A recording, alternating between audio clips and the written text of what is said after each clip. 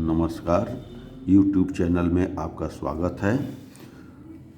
Board परीक्षा 2023 model paper विषय सामाजिक विज्ञान, प्रश्न पत्र केवल, समय 3 घंटे 15 मिनट, पूर्णांक 70, नवीन पैटर्न की रूपरेखा एवं अंक विभाजन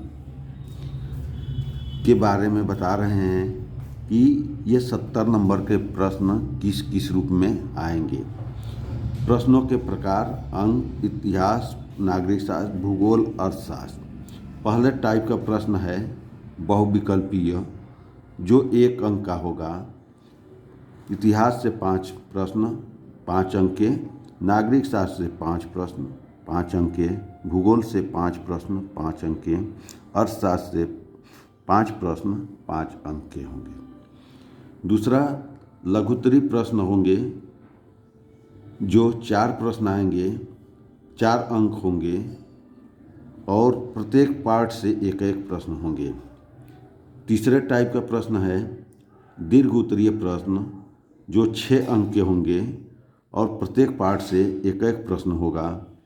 चौथे टाइप का प्रश्न है मानचित्र का, जो 5 अंक का होगा इतिहास से और 5 अंक का होगा भूगोल से। टोटल देखा जाए तो इतिहास से 20 अंक के प्रश्न आएंगे, नागरिक शास्त्र से 15 अंक के आएंगे, भूगोल से 20 अंक आएंगे, अर्थशास्त्र से 15 अंक के प्रश्न आएंगे। टोटल 70 अंकों का विभाजन ऐसे प्रश्नों के आधार पर और अंकों के आधार पर प्रश्न पत्र 2023 में आएगा। सामान्य निर्देश: 15 मिनट परीक्षार्थियों को प्रश्न पत्र पढ़ने के लिए निर्धारित है। दूसरा, प्रश्न पत्र खंड अ एवं खंड ब में विभाजित होगा। खंड अ में 20 अंक के बहुविकल्पीय प्रश्न होंगे, खंड ब में 50 अंक के प्रश्न होंगे, वर्णनात्मक और दूसरा मानचित्र संबंधी प्रश्न होंगे। प्रत्येक प्रश्न के लिए निर्धारित अंक उसके सम्मुख अंकित होंगे। दिए गए मानचित्र को उत्तर पुस्तिका में मजबूती के साथ संलग्न करना आवश्यक है।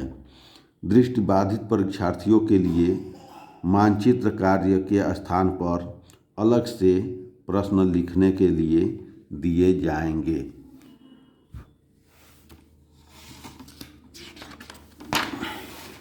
बहुविकल्पीय प्रश्न खंड अ, ये एक एक अंक के 20 अंक के प्रश्न होंगे। पहला प्रश्न है पुनर्जागरण युग का अभ्युदय किस देश में हुआ, तो इसका उत्तर इटली। दूसरा प्रश्न, यंग इटली सोसाइटी का संस्थापक कौन था? ए मेजिनी, बी काबूर, सी बिस्मार्क, डी गैरिबाल्डी। तो इसका उत्तर होगा ए मेजिनी। तीसरा प्रश्न, नेपोलियन का संबंध किस देश से था? A Italy, B France, C Germany, D England. तो इसका उत्तर होगा आपका फ्रांस। चौथा प्रश्न, करो या मरो का नारा किसने दिया था? भगत सिंह, बी सुभाष चंद्र बोस, सी चंद्रशेखर आज़ाद, डी महात्मा गांधी। तो इसका विकल्प का उत्तर होगा डी महात्मा गांधी। पांचवा प्रश्न है सविनय अवज्ञा आंदोलन कब चलाया गया? ए 1935, बी 1930, सी 1929, डी 1920। तो इस प्रश्न का विकल्प बी सही है, 1930। छठा प्रश्न, श्रीलंका में निम्नलिखित में से कौन सा बहुसंख्यक वर्ग है? ए ईसाई, बी तमिल, सी मुस्लिम, डी सिंहली। तो सिंहली लोगों की संख्या वहाँ पर अधिक है। प्रश्न संख्या 7, भारतीय संविधान की 8वीं अनुसूची में कितने भाषा है? ए 20, बी 22, सी 24, डी 26। तो इस प्रश्न का उत्तर बी 22 भाषा है। निम्नलिखित में से कौन सा संघीय सूची का विषय है? ए कृषि, बी शिक्षा, सी रक्षा, डी व्यापार। तो इस प्रश्न का उत्तर सी रक्षा होगा। अगला प्रश्न है 9वां, मानवाधिकार दिवस कब मनाया जाता है? मानवाधिकार दिवस कब मनाया जाता है?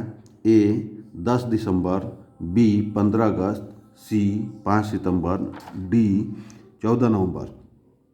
तो इस प्रश्न का विकल्प ए सही है, 10 दिसंबर। अगला प्रश्न है 10, भारत में मताधिकार की न्यूनतम आयु क्या है? ए 20 वर्ष, बी 21 वर्ष, सी 25 वर्ष, डी 18 वर्ष। तो 18 वर्ष इसका उत्तर सही है।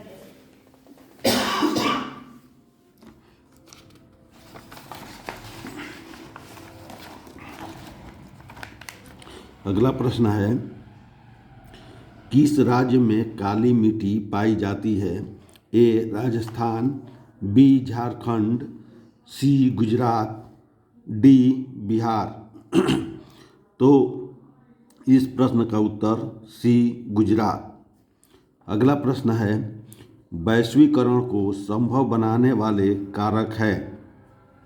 ए परिवहन, बी सूचना प्रौद्योगिकी, सी प्रौद्योगिकी, डी उपर्युक्त सभी। तो इसमें प्रश्न में उपर्युक्त सभी सही है। अगला प्रश्न है, गैर परंपरागत ऊर्जा का स्रोत कौन सा है? ए पेट्रोलियम, बी सौर ऊर्जा, सी कोयला, डी प्राकृतिक गैस। तो इस प्रश्न का उत्तर बी सही है, गैर सौर ऊर्जा। 14, सार्वजनिक और निजी क्षेत्र किस आधार पर विभाजित है? ए उद्यमों के स्वामित्व, बी रोजगार की शर्तें, सी उद्यम में नियोजित श्रमिकों की संख्या, डी आर्थिक गतिविधियों के स्वभाव। तो इसका उत्तर होगा ए उद्यमों के स्वामित्व। लौह अयस्क किस प्रकार का संसाधन है? ए जैव, बी अनवीकरणीय, सी प्रवाह, डी नवीकरणीय। तो इस प्रश्न का उत्तर होगा अनवीकरणीय। 16, निम्नलिखित में से उत्पादन का साधन है? ए लाभ, बी कर, सी पूंजी, डी सेवाएं। तो इस प्रश्न का उत्तर सी सही है, पूंजी। 17, विश्व व्यापार संगठन का मुख्यालय कहाँ स्थित है?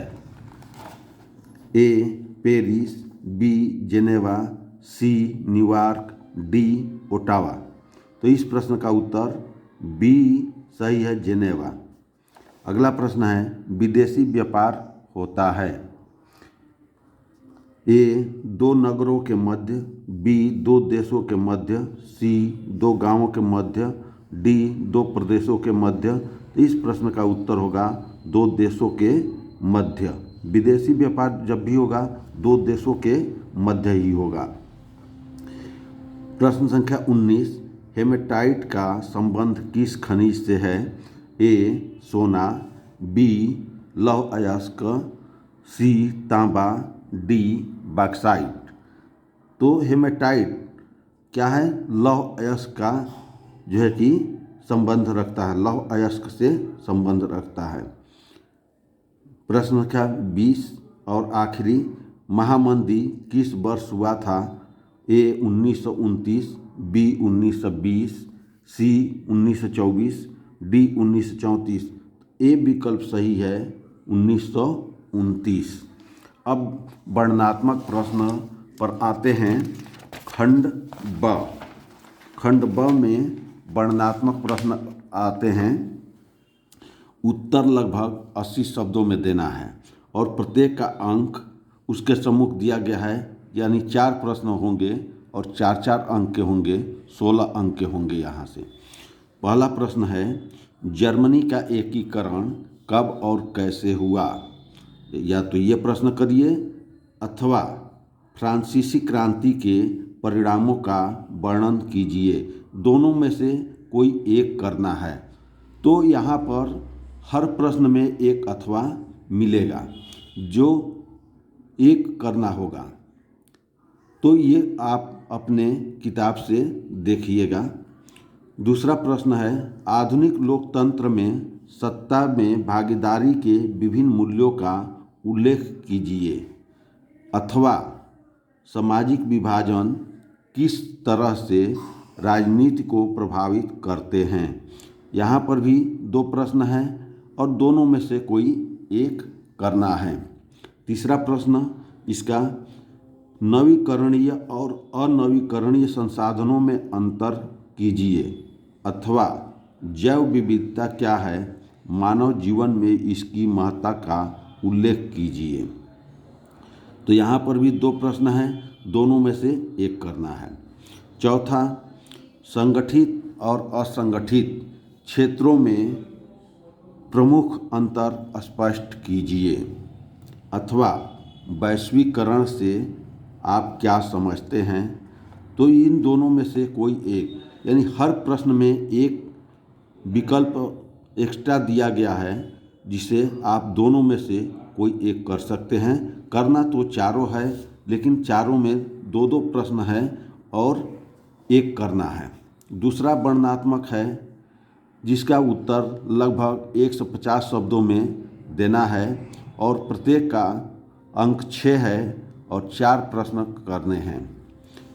तो पांचवा प्रश्न है, गांधी जी ने असहयोग आंदोलन क्यों प्रारंभ किया, इसे उन्होंने क्यों स्थगित कर दिया, अथवा आर्थिक महामंदी के प्रमुख कारणों का वर्णन कीजिए, अमेरिकी अर्थव्यवस्था पर इसके दुष्प्रभावों का वर्णन कीजिए। दोनों में से कोई एक करना है जो आप अपने किताब से पढ़ करके करेंगे। छठा क्वेश्चन, संघवाद क्या है, इसकी प्रमुख विशेषताएं लिखिए, अथवा सांप्रदायिकता लोकतंत्र के लिए घातक है, प्रमुख कारण लिखिए। दो प्रश्न है, दो में से एक करना है। सातवां प्रश्न है, मृदा अपरदन से क्या समझते हैं, मृदा अपरदन के उत्तरदायी कारणों का वर्णन कीजिए, अथवा भारत में कृषि क्षेत्र की प्रमुख समस्याओं का उल्लेख कीजिए। दोनों में से कोई एक करना है। प्रश्न संख्या 8, सूचना और संचार प्रौद्योगिकी ने विभिन्न देशों के बीच उत्पादों एवं सेवाओं के प्रसार में मुख्य भूमिका निभाई है, इस कथन की पुष्टि कीजिए, अथवा उपभोक्ता की रक्षा के लिए सरकार द्वारा किए गए उपायों का वर्णन कीजिए। तो 8 प्रश्न हैं, 4 वर्णनात्मक 50 शब्द वाले, 80 शब्द वाले और वर्णनात्मक दूसरे में 150 शब्द वाले 4 प्रश्न हैं। तो इसको अपने किताब से पढ़ करके इसका उत्तर दीजिएगा। अब अगला प्रश्न आता है मानचित्र संबंधी। मानचित्र संबंधी प्रश्न है ये। तो मानचित्र में 9 क में 5 प्रश्न जो इतिहास से रहेगा, 9 ख भूगोल से रहेगा। निम्नांकित स्थानों को भारत के मानचित्र में दिए गए चिन्ह द्वारा नाम सहित दर्शाइए। सही नाम व सही अंकन के लिए 1/2 अंक और 1/2 अंक निर्धारित है। पहला है वह स्थान जहां जलियांवाला बाग हत्याकांड हुआ। दूसरा, वह स्थान जहां भारतीय राष्ट्रीय कांग्रेस की स्थापना हुई थी। तीसरा, वह स्थान जहां गांधी जी नमक बनाए थे। चौथा, वह स्थान जहां चौरी चौरा कांड हुआ। वह स्थान जहां 1857 का विद्रोह शुरू हुआ। ये 5 प्रश्न इतिहास के हैं जो मानचित्र में पार्ट ए में दर्शाना है। पार्ट बी में भूगोल का प्रश्न है, दिए गए भारत के मानचित्र में निम्नलिखित को दर्शाइए। पहला है हीराकुंड बांध चिन्ह द्वारा नाम सहित दर्शाइए। दूसरा, कपास उत्पादन का एक क्षेत्र नाम सहित दर्शाइए। तीसरा, कोयला उत्पादन का एक केंद्र चिन्ह द्वारा नाम सहित दर्शाइए। चौथा, कोई एक आणविक ऊर्जा केंद्र चिन्ह द्वारा नाम सहित दर्शाइए। पांचवा, मुंबई बंदरगाह चिन्ह द्वारा नाम सहित दर्शाइए। ये 5 प्रश्न आपके मानचित्र से रहेंगे, 5 इतिहास से और 5 भूगोल से। इन प्रश्नों को आपको मानचित्र में भरना है और कॉपी पर लिखना है। दोनों के लिए अंक निर्धारित किया गया है। धन्यवाद।